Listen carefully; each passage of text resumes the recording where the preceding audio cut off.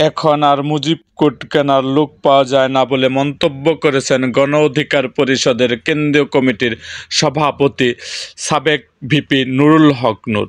তিনি বলেছেন, আমি 2 বছর আগেই বলেছিলাম এমন পরিস্থিতি আসবে গুলিস্তানে মুজিব কোড কেনার লোক পাওয়া যাবে না। এখন মুজিব কোড পাগালেও নেয় না। এদেশের মানুষ বারবার রাজনীতি দ্বারা প্রতারিত হয়েছে।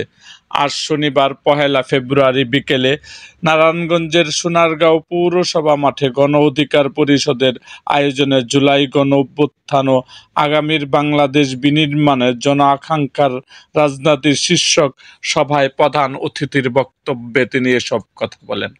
নুরুল হক নূর বলেন, আগামী নির্বাচন ইতিহাসের সেরা নিরপেক্ষ ও গ্রহণযোগ্য নির্বাচন হবে। রাজনৈতিক দলের নেতাদের বলবো, আওয়ামী লীগ থেকে শিক্ষা নিন। গণ অভ্যুত্থানকে পুঁজি করে কোনো দল যদি লুটপাট করার জন্য দেশটাকে নিজের সম্পত্তি মনে করে, সেটাও ভুল। শেখ হাসিনা যেভাবে ফ্যাসিবাদ করেছিল, তাই গণ অভ্যুত্থান অনিবার্য হয়ে পড়েছিল।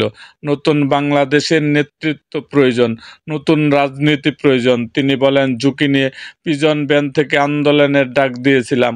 আওয়ামী বিরোধী রাজনীতি করার কারণে অনেকে গুম, খুন, হামলা, মামলা, জুলুম, নির্যাতন শিকার হয়েছে। এই দেশের মানুষ পরিবর্তনের জন্য প্রস্তুত, নতুন নেতৃত্বকে বরণ করতে চায়। নতুন নেতৃত্ব হলে দেশে ফ্যাসিস্ট শেখ হাসিনার মতো আর কোনো দানবের সৃষ্টি হবে না।